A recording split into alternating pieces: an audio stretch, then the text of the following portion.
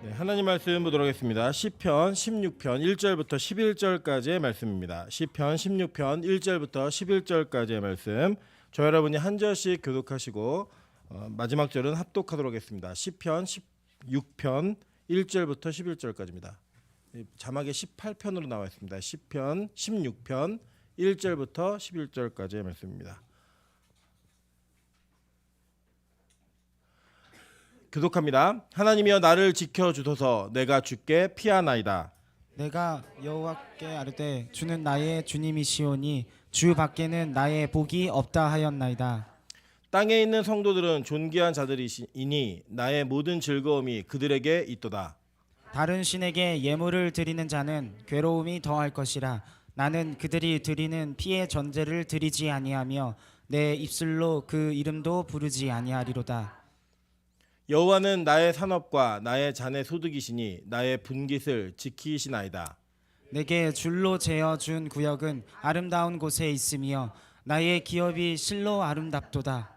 나를 훈계하신 여호와를 송축할지라. 밤마다 내 양심이 나를 교훈하도다.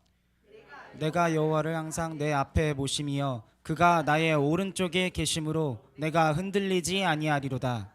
이러므로 나의 마음이 기쁘고 나의 영도 즐거워하며 내 육체도 안전히 살리니 이는 주께서 내 영혼을 스올에 버리지 아니하시며 주의 거룩한 자를 멸망시키지 않으실 것임이니이다. 합독합니다. 주께서 생명의 길을 내게 보이시리니 주의 앞에는 충만한 기쁨이 있고 주의 오른쪽에는 영원한 즐거움이 있나이다. 아멘. 네, 주변에 있는 분들에게 이렇게 한번 인사하도록 하겠습니다. 당신 때문에 너무너무 행복해졌습니다. 다시 한번 인사하겠습니다. 당신 때문에 너무너무 행복해질 예정입니다. 네, 미리 행복하신 분도 있고 앞으로 행복하신 분들도 있다라고 생각합니다. 하나님의 은혜 가운데 계속 서로의 얼굴을 볼 때마다 행복이 느껴지는 빛과 소금 교회 되시기를 주님의 이름으로 축원합니다. 네, 오늘은 아주 귀한 하나님의 종께서 이것에 서십니다. 우리 원로 목사님께서 하나님의 말씀을 증거하십니다. 개인적으로 우리 원로 목사님 우리 한 8박 10일에 걸쳐서 우리 성지순례를 다녀오신 이후에 따끈따끈한 은혜를 가지시고 이 강단에 서십니다.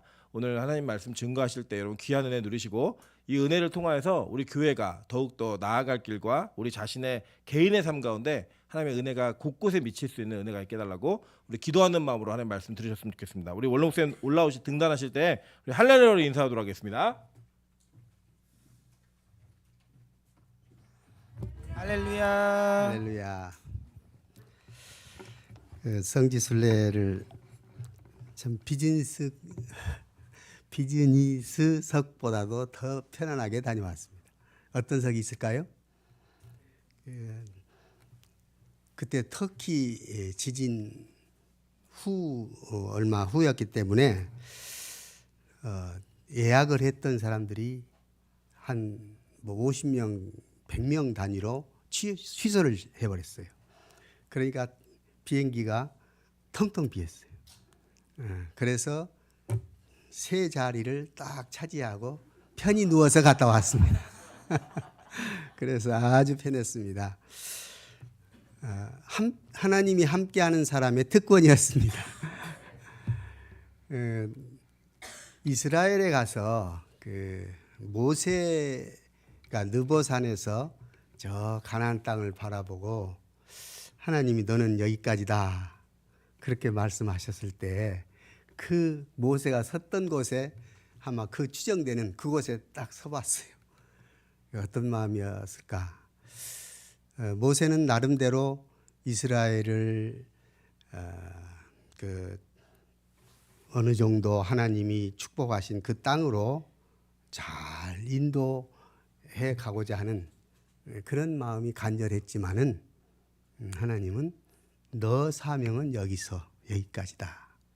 그리고 여호수아를 이제 통해서 가나안 땅에 가게 된 그 사정인데요. 그래서 아무리 하나님이 함께 하시는 사람이라 할지라도 어느 선에서 머물러라고 하면 머물 수밖에 없는 우리의 모습이다 생각을 했습니다. 그리고 다윗을 생각해 볼 때 이스라엘의 국기에는 무엇이 그려져 있죠? 별이요. 그런데 그 별은 무슨 별이라고 하지요? 다윗의 별이라고 그럽니다. 왜냐하면 이스라엘의 기틀을 마련해 놓은 왕, 그리고 이스라엘을 아주 강성하게 만든 왕, 이스라엘을 영향력을 가장 강하게 끼쳤고 지금도 끼치고 있는 왕이 다윗 왕이라는 사실입니다. 그래서 하나님이 다윗과 함께 하셨던 그 여러 현장들을 또 보게도 하셨습니다. 무엇보다도 이스라엘은 이렇게 하나님이 축복하신 땅이고, 그래서 젖과 꿀이 흐르는 땅이라는 그 개념이 실감나기도 했습니다. 남쪽 그 광야 지역, 사해 그쪽 부근은 완전히 황량한 그 땅이지만은 북쪽으로 올라가면 올라갈수록 그야말로 아름드리 나무도 있고 또 농사도 잘 되고 물도 그렇게 콸콸 흘러내리는 그런 지역이 이스라엘 땅이었습니다. 그래서 하나님이 주신 땅, 또 그들은 잘 관리하고 있다 생각도 들었습니다. 한 가지 아쉬운 것은 이스라엘은 그야말로 평화의 땅이라고 생각하는데 이스라엘은 평화가 찾아보기 어려울 정도입니다. 우선 예루살렘 그 성 자체가 유대 지역, 또 이슬람 지역, 그리고 기독교 지역 따로따로 나눠져 가지고 서로 반목하는 그런 모습들 또 볼 수가 있었습니다. 예루살렘은 그야말로 평화의 땅인데 아직 평화가 없어요. 앞으로도 평화가 올까? 어렵겠다. 그런 생각을 해봤습니다. 물론 하나님이 강권적으로 역사하시면 이 땅에 예루살렘 땅에도 평화가 올 줄 믿습니다. 우리 시편 16편을 보면 이 다윗의 믹담이라고 돼 있죠. 믹담이란 말은 기념물에 새긴 그런 비문을 가리킵니다. 그래서 다윗의 믹담이 이 외에도 5군데가 더 있지요. 그런데 무엇보다도 하나님이 함께 하시는 다윗의 삶이었다고 하는 것을 보여주고 있습니다. 하나님이 함께 하시는 삶은 과연 어떤 삶일까? 크게 이 두 대목으로 나눠볼 수가 있는데, 첫째는 1절에서 4절까지 하나님이 함께 하시는 삶은 주님만이 복의 근원이라는 사실을 깨닫게 하시고, 그래서 주님만이 복의 근원인 것을 고백하는 다윗의 모습을 알 수가 있습니다. 두 번째는 5절에서 11절까지인데, 하나님이 함께 하시는 삶은 하나님이 주신 복을 기뻐하고 마음껏 누리는 삶이었다 하는 사실입니다. 자, 먼저 하나님이 함께 하시는 삶은 주님만이 복의 근원이라고 할 때에 이 복의 근원, 그것은 바로 시편 18편 2절에 고백한 시를 우리가 보면 이해가 빠를 겁니다. 자, 한번 읽어봅시다. 시작. 여호와는 나의 반석이시요 나의 요새시요 나를 건지시는 이시요 나의 하나님이시요 내가 그 안에 피할 나의 바위시요 나의 방패시요 나의 구원의 뿌리시요 나의 산성이시로다. 아멘. 뿌리라고 할 때 뿔은 힘을 상징합니다. 그래서 하나님은 나에게 힘도 되시고 나에게 복도 되시고 그리고 나를 지켜주시고 보호해 주시고 사랑해 주신 그런 가장 큰 복을 말하고 있는 것입니다. 그래서 예레미야 16장 19절 보면 나의 힘이고 요새고 환난 날에 피할 피난처라고 또 그렇게도 표현을 하고 있는 것을 알 수 있습니다. 하지만 이런 복의 근원이신 하나님을 섬기고 모시고 하나님 안에 사는 다윗에게도 수없이 많은 환난과 고통과 어려움과 문제와 배신과 때로는 생명의 위협도 많이 당하고 살았던 사람이 다윗입니다. 특별히 자기 장인어른 사울 왕에게 몇 번이나 죽을 뻔했지 않습니까? 그리고 자기 아들 압살롬에게 배반을 당하지 않습니까? 나라를 완전히 아들이 차지하겠다고 다윗을 내모라.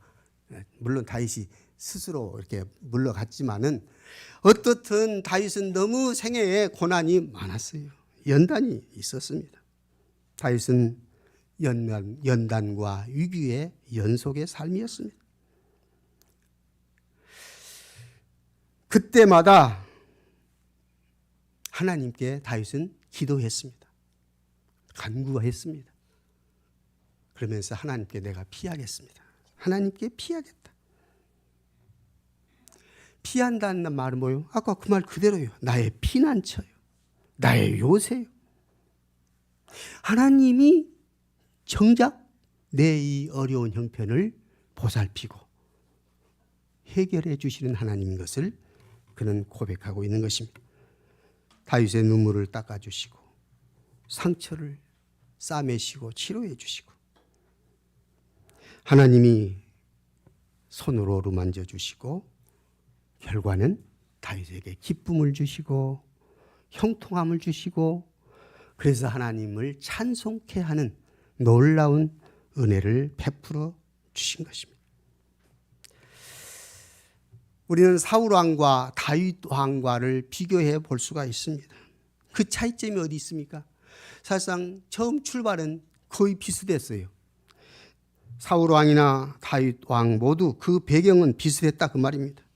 둘 다 처음에 겸손했어요. 둘 다 훌륭한 외모를 갖췄어요. 둘 다 리더십이 훌륭했습니다. 감각이 있었습니다. 그런데 사울 왕은 무너졌습니다. 다윗 왕은 세워졌습니다. 이유가 무엇일까요? 다윗에게는 광야의 훈련이 있었던 것입니다. 하나님이 다윗을 연단시키시는 그 연단을 받았던 것입니다. 사울 왕은 그 연단을, 그 광야를 거치지 않았습니다. 광야는, 연단은 하나님의 최고 학교입니다. 광야는 욕망을 죽이는 곳입니다. 광야는 하나님께 집중하도록 만드는 훈련 학교입니다. 오늘 하나님께서 다윗을 이런 연단을 통해서 광야 훈련을 통해서 하나님만 나의 복이다 그렇게 간증할 수 있게 하시고 하나님께 내가 피하는 것만이 최상의 길입니다 라면서 하나님께 피하고 하나님이 나의 복의 근원입니다 라고 고백할 수가 있었다는 사실입니다. 그리고 무엇보다도 다윗은 우상을 숭배하는 사람들의 결과가 어떻게 되더라는 것을 이미 경험을 통해서 잘 알고 있습니다. 그래서 나는 더 이상 저 우상을 섬기는 사람들의 결말을 보고 나는 절대로 우상 숭배의 죄를 짓지 않겠습니다. 그런 우에 빠지지 않겠습니다. 그렇게 결단하고 하나님 앞에 고백했던 다윗. 하지만 다윗은 사실상은 좀 우리 보기에도 아니올시다 그런 때가 많이 있었지요. 왜요? 그는 하나님 앞에 죄를 여러 번 지었습니다. 분명히 그는 하나님께 인정도 받았고 위대한 왕이라고 일컬음을 받았고 백성들의 추앙을 받았지만은 그는 살인죄를 지었습니다. 보통 사람이 짓지 않는 죄를 그는 저질렀습니다. 살인죄 전에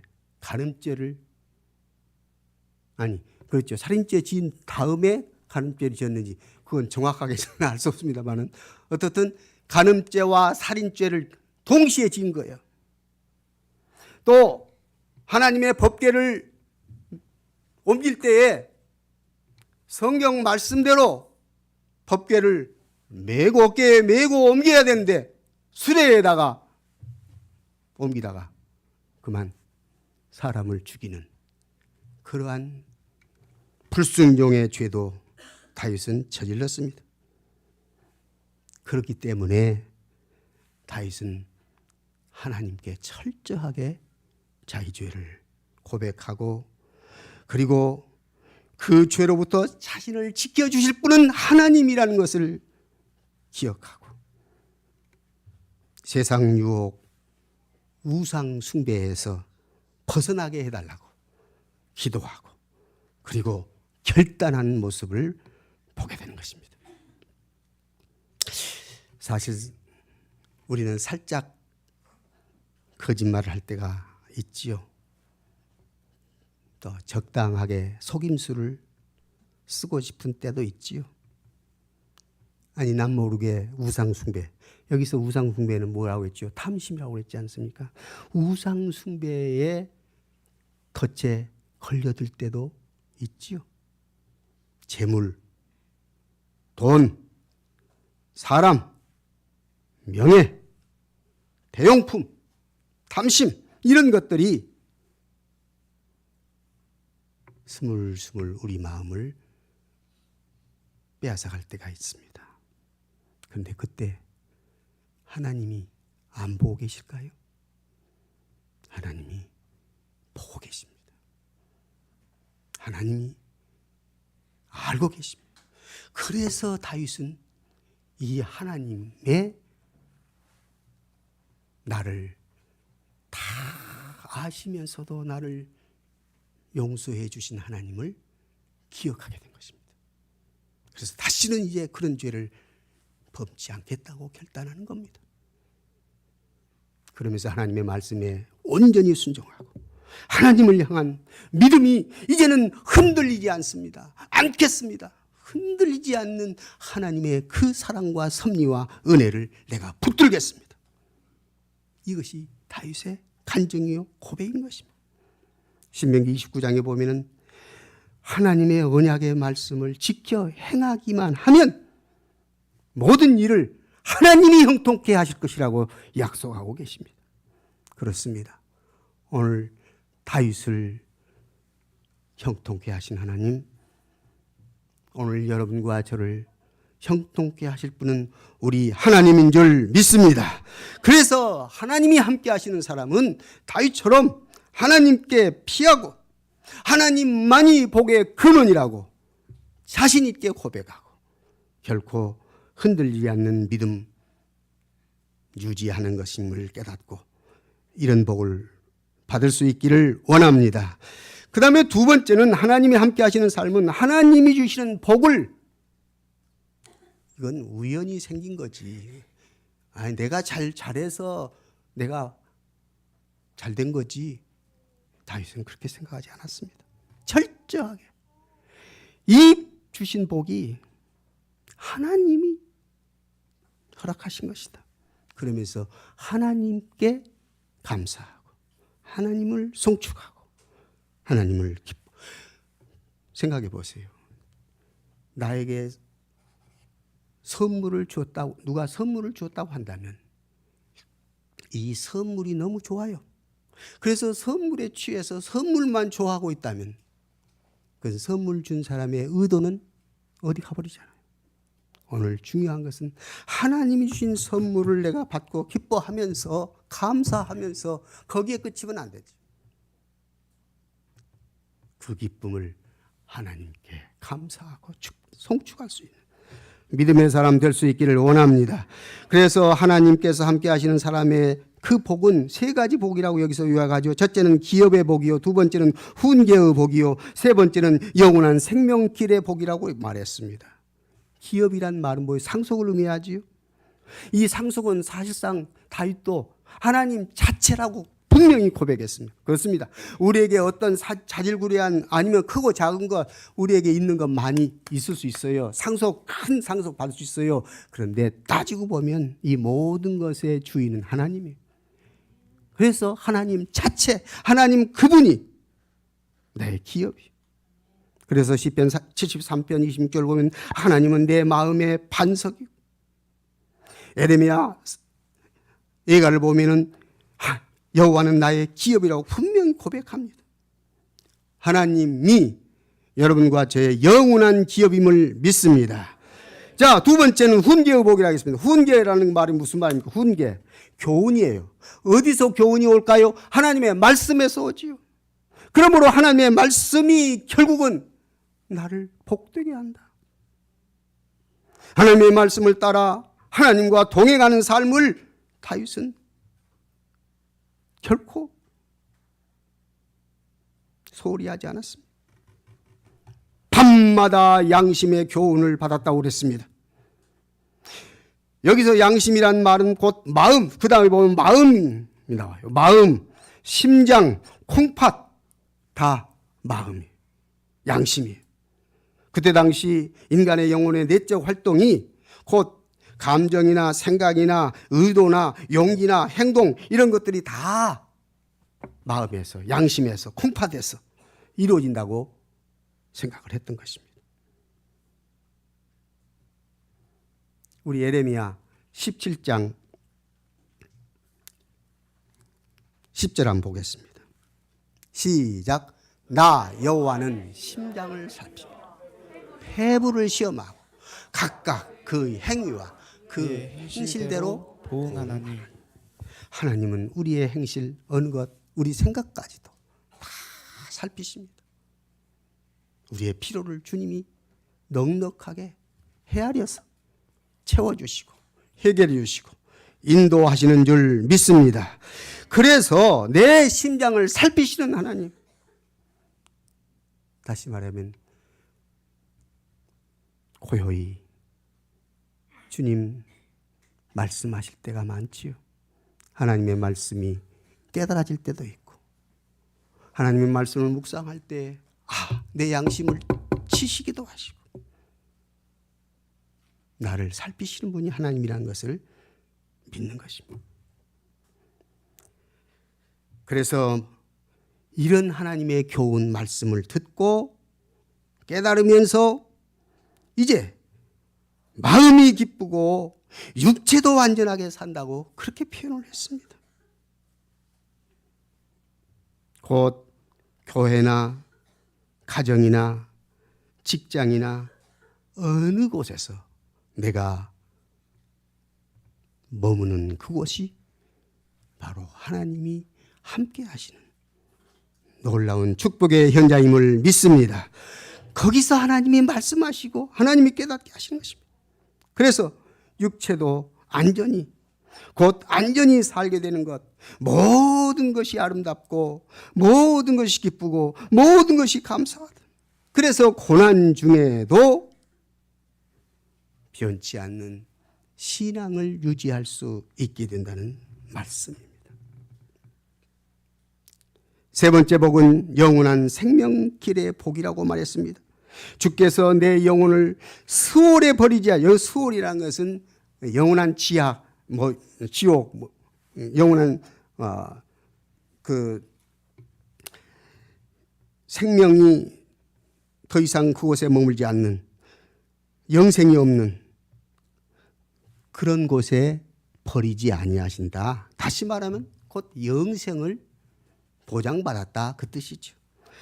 오늘 그렇지요. 어떤 복보다도 영생의 복이 가장 소중하고 귀한 복인 줄 믿습니다. 자, 그래서 우리 요한복음이 아니라 요한일서 5장 11절에서 13절 말씀 한번 같이 읽을까요? 시작. 또 증거는 이것이니 하나님이 우리에게 영생을 주신 것과 이 생명이 그의 아들 안에 있는 그것이니라. 아들이 있는 자에게는 생명이 있고 하나님의 아들이 없는 자에게는 생명이 없느니라. 내가 하나님의 아들의 이름을 믿는 너희에게 이것을 쓴 것은 너희로 하여금 너희에게 무엇이 있음을? 영생이 있음을 알게 하려 함이라. 우리에게는 무엇이 있어요? 영생이 있습니다. 다윗은 이것을 알았습니다. 이것을 깨달았습니다. 영생이 주어진 것은 하나님으로부터 주어진 것을 깨닫게 되는 것입니다. 자, 여기서 영생은 누가 주셔요? 하나님이. 영생이 어디에 있어요? 어디에? 예, 우리 안에 당연히 있는데요. 그 전에 예수 그리스도 안에, 예수 그리스도 안에 영생이 있는데, 예수 그리스도를 내가 모셨으니, 영접했으니 누구 안에 지금 영생이 있어요? 내 안에 영생이 있는 겁니다. 내 안에, 우리 안에. 그러면 누가 이 영생을 소유해요? 예수 그리스도를 영접하는 자, 예수 그리스도를, 주 예수 그리스도를 나의 주 나의 하나님이라고 고백하고 그 안에 사는 자, 예수의 영이 있는 자, 이 사람이 바로 영생을 소유하죠. 그러면 영생을 소유하지 못한 사람은 누구요? 누가 영생을 소유하지 못해요? 그렇죠. 거기 뭐라 했죠? 아들이 없는 자에게는 영생이 없다고 그랬잖아요. 그러므로 오늘 아들이 있는 여러분, 호벨에 있는 엄마에게만이 아니에요. 그런 의미가 아니에요. 예수 그리스도 그분이 내 안에 계실 때 내 안에 영생이 있음을 믿습니다. 하나님이 함께 하시는 삶은 바로 이런 복을 누리는 것입니다. 기업의 복, 훈계의 복, 영생의 길의 복을 받게 되는 것입니다. 그래서 이제 천국의 소망을 가지고 우리는 하루하루 감사하며 기쁘게 살아가는 줄 믿습니다. 다윗의 마음에는 이제 더 이상 요동함이나 두려움이 없었습니다. 도리어 다윗의 마음은 기쁨과 즐거움으로 가득 찼습니다. 즉 정신적으로, 마음으로, 또 육체적으로 안전하게 거하는 축복을 누리고 있다고 말하고 있는 것입니다. 그러나 이 모든 것보다도 더 가장 행복하게 만들었던 것은 바로 영생에 대한 소망의 확신이었다고 말하고 있습니다. 이 세상의 즐거움은 아무리 좋다 해도 생명이 끝남과 동시에 사라져버리지요. 그러나 하나님 안에서 영원한 이 생명의 길, 곧 부활의 생명을 얻는 자에게는 결코 잃어버릴 수 없는 영생의 삶인 줄 믿습니다. 그래서 이제 여러분과 제가 참 믿음, 바른 믿음은 환경 탓하지 말자 그 말입니다. 환경 탓. 환경만 쳐다보는 것은 참 믿음이 될 수가 없습니다. 환경을 초월하는 하나님이 주시는 복을 누리는 것이 참 신앙이요, 참 영생의 길임을 기억하고 우리 자기가 처한 환경만 쳐다보고 한탄하고 좌절하고 절망하지 말아야 할 것입니다. 만약에 환경만 쳐다보고 남탓만 한다면 그 사람은 신앙은 지금 실족하고 있는 겁니다. 그래서 내가 건강하면 뭐 할렐루야, 좀 건강하지 못하면 하나님이 나를 사랑하시지 않는가, 하나님이 안 계시는가, 이런 엉토당토 않는 말을, 생각을 하고 있는 겁니다. 내가 병들어도 하나님이 함께 하시면 그 자체가 축복인 줄 믿습니다. 물론 우리가 예수 믿어 참 신앙생활 하는 자에게 환경의 변화가 당연히 있을 수 있습니다. 그렇잖아요. 역경을 헤치기도 하고 문제가 해결받기도 하고 건강이 회복되기도 하고 가난이 부해지기도 하고. 그런데 누구나 다 그렇게 되던가요? 예수 믿으면, 참 신앙을 가지면 모든 것이 다 변화됩니까? 항상 건강합니까? 항상 부자가 됩니까? 아니잖아. 아까 제가 모세 느보산에 올라와서 저 가나안 땅을 바라보면서 곧 저 땅을 밟을 수가 있는데, 그리고 모세는 지금 사실상 뭐 다 늙어가지고 100살 됐으니까 이제 우리 나이처럼 아이고 갤갤거리고 못 갈 것 같은데, 아니요, 그때 당시 눈도 밝았고요, 그때 청년처럼 활동할 수 있는 그 시점이었어요. 그런데 못 간다는 거예요. 그러니 모세가 얼마나 슬펐겠습니까? 갈 수 있는데. 그러나 하나님은 거기서 스톱하라고 했으니까 스톱한 거죠.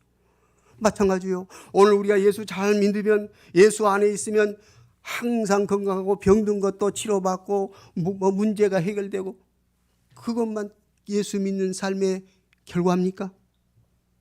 그래서 그것이 없으면 예수 잘못 믿는 겁니까? 아니라고 말씀드렸습니다. 오늘 중요한 것은 주님과 함께하는 삶, 주님이 함께 하시는 그 삶이 복임을 기억해야 됩니다. 예수님이 함께하는 그 자체가 내가 힘들고 고통스럽고 광야, 터널 가는 그 순간에도 그 길은 축복의 길임을 믿을 수 있기를 바랍니다. 그 길이 축복의 길이에요. 물론 중간에 역전이 될 때가 있어요. 바꿔질 수가 있고 좋은 것이, 주님이 예비한 복을 우리가 누리는 그런 은혜를 얼마든지 누릴 수가 있습니다. 그러나 그것이 없다고 해서, 환경에 문제가 있다고 해서 하나님이 나를 사랑하는 것이 아니고 하나님이 나를 잘못 하시는 것이 아니라, 그 상황 속에서 하나님이 역사하시고 하나님이 은혜와 복을 주시는 줄 믿습니다. 그래서 우리의 신앙은 환경 쳐다보고 환경만 바라보고 환경 탓만 하지 말고 환경을 초월하는 하나님의 은혜의 참 복을 기억하면서 살아갈 수 있기를 원합니다. 그래서 참 신앙은 우리가 처한 환경에 웃고 우는 신앙이 아니라 환경을 초월하여 하나님을 믿는 신앙이라는 사실을, 그래서 예수 믿는 환경이 바꿔지기도 하지만 또 치유받기도 하지만 가난을 벗어나기도 하지만 우리를 괴롭히는 문제가 해결되기도 하지만은, 그런데 그렇게 예수 믿어 반드시 좋은 환경만 되는 것은 아닐 수도 있다는 사실도 깨달아야 된다, 그 말입니다. 그래서 환경을 초월한 신앙을 우리 모두 소유할 수 있기를 원합니다. 때로는 예수 믿었기 때문에 고난이 오기도 합니다. 그렇잖아요. 예수님의 제자들, 예수 믿었기 때문에, 예수님의 제자라는 것 때문에 많은 어려움을 겪기도 했습니다. 그러나 어려움 겪는 것이 잘못이라고요? 어려움을 당하는 것이 불행이라고요? 어려움 당하는 것이 예수 잘못 믿는 거라고요? 아니라는 사실. 어려움 통해서 오히려 제자들의 나중의 삶은요, 그들은 육체는 좀 힘들어도 예수 그리스도 안에서 훨씬 더 아름다운 사랑과 은혜와 능력을 체험하며 살았던 제자들이었습니다.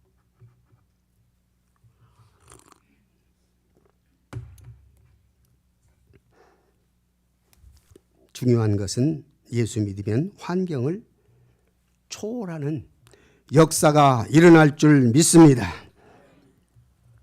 그래서 감옥에서도 찬양할 수가 있고요, 가난해도 감사할 수가 있고요, 부자가 되어도 교만하지 않고요, 실패해도 절망하지 않게 되고요, 배신을 당한다 해도 분노의 노예가 결코 되지 않는다는 사실 명심할 수 있기를 원합니다.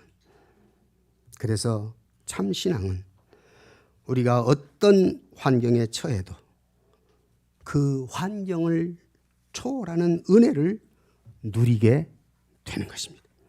그러므로 성도는 참으로 주님이 복의 근원이시고 주님이 모든 것을 보고 계시고 주님이 모든 것을 함께 하신다는 이 은혜를 생각하면서 하나님이 함께 하시는 복을 다 누릴 수 있기를 주의 이름으로 축복합니다. 그래서 환경을 초월하는 신앙은 말씀을 붙잡을 때 확고하게 나타나는 것을 알 수 있습니다. 그러므로 삶이 힘들수록 말씀을 가까이 하면 되는 것입니다. 하나님의 약속을 굳게 붙고 굳게 믿고 그 약속을 끝까지 붙들 수 있기를 원합니다. 자, 그러면 시편 68편 19절에는 뭐라고 말씀하셨을까요? 시작. 날마다 우리 짐을 지시는 주 곧 우리의 구원이신 하나님을 찬송할지로다. 아멘. 다시 한번 시작. 날마다 우리 짐을 지시는 주 곧 우리의 구원이신 하나님을 찬송할지로다. 할렐루야. 결론입니다. 여기서 하나님이 함께 하시는 삶은 반드시 영육간의 안전한 보호를 우리 하나님으로부터 받는다는 사실, 영육간의 안전한 보호를, 다시 말하면 하나님이 복의 근원이심을 구체적으로 누리며 산다는 사실. 두 번째, 하나님께서 함께 하시는 삶은 반드시 일시적이 아니라 영원한 복을, 영생의 복을 누린다는 사실. 셋째, 하나님께서 함께 하시는 성도의 삶은 반드시 하나님 그 자체의 복을 누리며 기뻐하고 찬송하는 삶을 산다는 사실. 그러므로 그 결과로 우리의 마음이 기쁘고 우리의 영도 즐거워하고 우리의 육체도 안전히 거하는 축복의 축복을 받을 줄 믿습니다. 할렐루야. 기도하겠습니다. 하나님,